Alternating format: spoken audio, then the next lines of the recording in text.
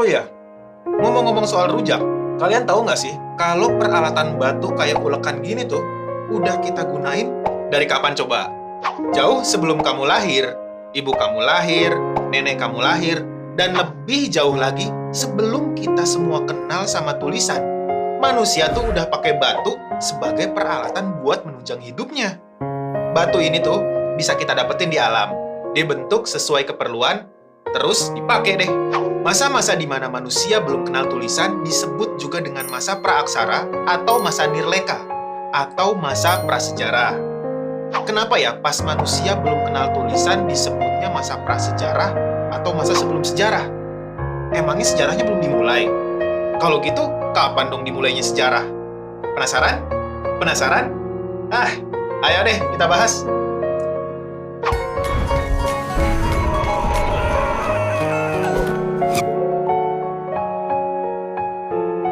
Masa sejarah suatu bangsa dimulai ketika bangsa itu sudah mengenal tulisan. Jadi, dimulainya masa sejarah suatu bangsa bisa beda-beda. Contohnya nih, tulisan tertua di dunia itu adalah tulisan paku yang diciptain sama bangsa Sumeria di Mesopotamia. Tulisan itu udah digunain sejak 3000 tahun sebelum Masehi loh. Kalau Indonesia kira-kira kapan ya? Nah, sebelum kita ngomongin masa sejarah atau masa aksara di Indonesia, kita tuh harus belajar dulu tentang masa prasejarahnya atau masa praaksara. Ingat kan, kalau lagi belajar sejarah, lebih baik secara kronologis. Nah, di Indonesia sendiri, masa praaksara terbagi jadi dua zaman, zaman batu dan zaman logam. Kenapa disebut zaman batu dan zaman logam ya? Di zaman batu, manusia pakai peralatan dari batu buat menunjang hidupnya. Walaupun peralatan mereka masih sederhana atau kasar, tapi itu udah cukup buat memenuhi kebutuhannya. Nah, seiring berjalannya waktu, kebudayaan mereka makin kompleks, hingga mereka membuat tempat pemujaan roh nenek moyang, kayak dolmen. Karena kebudayaan makin kompleks, mereka butuh peralatan penunjang yang lebih bagus, misalnya moko, alat bunyi-bunyian dari logam yang jadi alat bantu ritual pemujaannya. Dari situlah dimulainya zaman logam. Menarik ya perkembangan dari zaman batu ke zaman logam ini? Kita mulai dari zaman batu ya. Kalau kita urutin secara kronologis, zaman batu bisa kita bagi ke 4 zaman. Zaman Paleolitikum, zaman Mesolitikum, Neolitikum, dan Megalitikum. Zaman Paleolitikum berlangsung dari 50.000 sampai 10.000 tahun sebelum Masehi. Waktu itu, di wilayah Nusantara, kita bisa nemuin beberapa jenis manusia purba. Ada Meganthropus paleojavanicus, Pithecanthropus erectus, dan Homo erectus yang ditemuin di 3 daerah. Ada juga Homo wajakensis di Tulungagung, Jawa Timur, Homo floresiensis di Pulau Flores, dan Homo soloensis di Pulau Jawa. Nah, mereka ini hidupnya di dekat sungai. Kenapa ya? Karena di zaman itu manusia hidup dengan cara berburu dan mengumpulkan makanan. Makanan-makanan itu banyak ditemuin di sekitar sungai.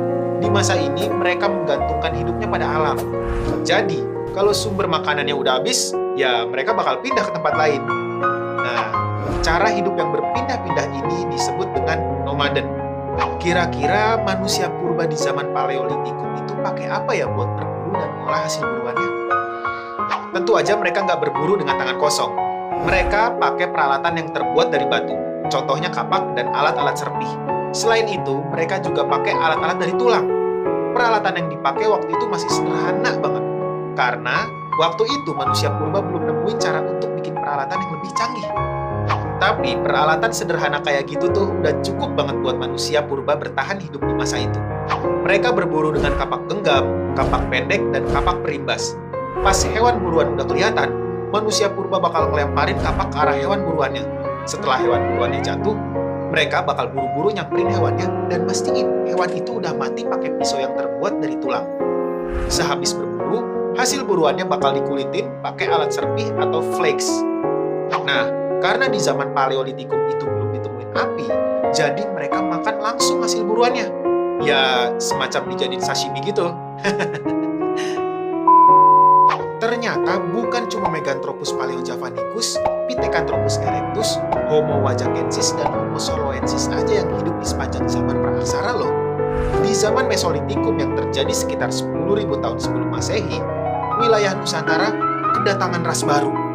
Ada ras Austromelanesoid dan ras Mongoloid yang datang dari Asia Tenggara. Terus, apa yang terjadi sama manusia purba sebelumnya ya? Nah, hipotesis atau pendapat paling populer bilang kalau Meganthropus paleojavanicus, Pithecanthropus erectus, Homo wajakensis, dan Homo soloensis udah punah atau sedang mengalami kepunahan pas ras pendatang tiba. Mereka tuh punah karena keterbatasan kemampuan otak mereka. Akibatnya, mereka jadi nggak bisa beradaptasi atau menyesuaikan diri dengan keadaan alam yang makin berkembang. Makanya nih, kita harus selalu mengasah otak biar kita nggak ketinggalan zaman ya. Ada juga hipotesis yang bilang kalau sebenarnya manusia purba ini nggak punah. Mereka melebur lewat proses kawin-mawin dengan ras pendatang. Hasilnya, jadilah manusia Indonesia yang sekarang.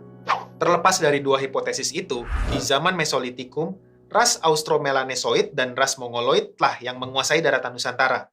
Ras-ras ini termasuk ke dalam jenis manusia modern atau Homo sapiens. Karena dihuni sama ras pendatang, maka kebudayaan Mesolitikum juga bervariasi. Corak asing ini dapat pengaruh dari wilayah-wilayah di Asia Tenggara, khususnya kebudayaan Baksen Hoabing di daerah Tonkin, Vietnam. Manusia di zaman Mesolitikum masih hidup dengan cara berburu dan mengumpulkan makanan. Tapi, caranya sedikit beda dari zaman sebelumnya. Di zaman ini, manusia purba udah hidup semi-menetap di gua-gua dekat sungai. Makanya, manusia di zaman ini banyak ninggalin Kyokenmodinger. Kyokenmodinger itu adalah sampah dapur dari kulit-kulit kerang. Manusia di zaman ini tuh hidup di Abrisorose, gua yang berbentuk ceruk di batu karang. Karena mulai menetap, mulai juga dikenal pembagian kerja. Laki-laki bertugas buat berburu, dan perempuan bertugas sebagai ibu rumah tangga. Laki-laki bakal berburu dengan alat-alat yang lebih canggih dari zaman sebelumnya. Ada alat serpih bilah yang berkembang di Indonesia bagian timur, ada alat tulang yang banyak ditemuin di Jawa Timur, dan ada juga kapak genggam Sumatera yang berasal dari tradisi di Asia Tenggara.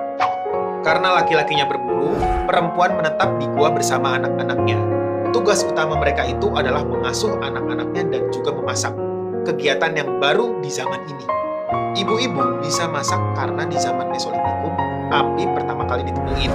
Mereka tuh ngegesek-gesekin batu sampai akhirnya keluar api. Bukan karena petir kayak di SpongeBob ya.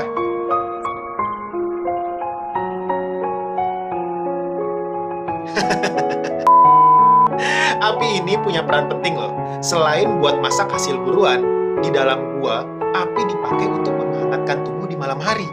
Api juga berfungsi untuk menghalau binatang buas yang menghampiri guanya. Menjelang akhir masa Mesolitikum, manusia udah kenal dengan cara bercocok tanam yang sederhana. Cara bercocok tanamnya belum menetap, karena mereka masih pindah-pindah sesuai dengan tingkat kesuburan tanah. Kalau udah mutusin buat bercocok tanam, hutan yang bakal mereka jadiin tanam pertanian dibakar dan dibersihin. Teknik ini dinamain slash and burn. Nah, kalau udah bersih, mereka bakal nanam umbi-umbian kayak keladi dan jagung. Keladi dan jagung mereka nikmatin sepanjang tahun sampai kira-kira tanahnya udah nggak subur lagi. Setelah itu, mereka bakal nyari tempat baru buat bercocok tanam lagi. Nah, di masa ini juga, manusia mulai kenal sistem kepercayaan yang paling awal. Selama tinggal di gua-gua, manusia mulai melukis di dinding gua dengan cap tangan mereka. Salah satu contohnya itu adalah lukisan di Leang Petakere, di Taman Prasejarah Leang-Leang, Maros, Sulawesi Selatan. Mereka meyakini lukisan ini sebagai simbol kekuatan atau perlindungan dari gangguan roh-roh jahat. Kalau dicap tangan jarinya itu nggak lengkap, diperkirain itu tuh ungkapan berkabung manusia di zaman itu. Oke teman-teman, di video ini kita udah belajar tentang masa praaksara atau masa prasejarah. Masa prasejarah sendiri kebagi jadi dua zaman, zaman batu dan zaman logam. Di zaman batu, kebagi lagi jadi 4 zaman, Paleolitikum, Mesolitikum, Neolitikum, dan Megalitikum. Di video ini, kita udah belajar 2 masa besar di zaman batu. Pertama, kita udah belajar tentang masa Paleolitikum. Di masa ini, manusia hidup secara nomaden dengan alat-alat sederhana dari batu dan tulang. Kedua, kita udah belajar tentang masa Mesolitikum. Di sini, manusia udah lebih canggih. Mereka menetap di gua-gua, bercocok tanam, punya alat-alat yang jauh lebih canggih, dan yang lebih penting, mereka udah nemuin api. Di video selanjutnya, kita bakal move on ke 2 zaman batu berikutnya, masa Neolitikum dan Megalitikum. Kira-kira di 2 zaman itu, manusia udah secanggih apa ya? Kalau kamu udah penasaran, bisa langsung lanjut ke video berikutnya. Tapi kalau masih pengen ulang lagi video ini, kamu bisa klik timestamp yang ada di bawah video ini ya. Sampai jumpa di video selanjutnya. Dadah!